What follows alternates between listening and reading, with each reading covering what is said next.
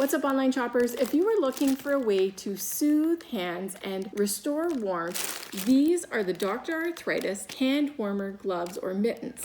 Now let's open them up and see what's in the bag.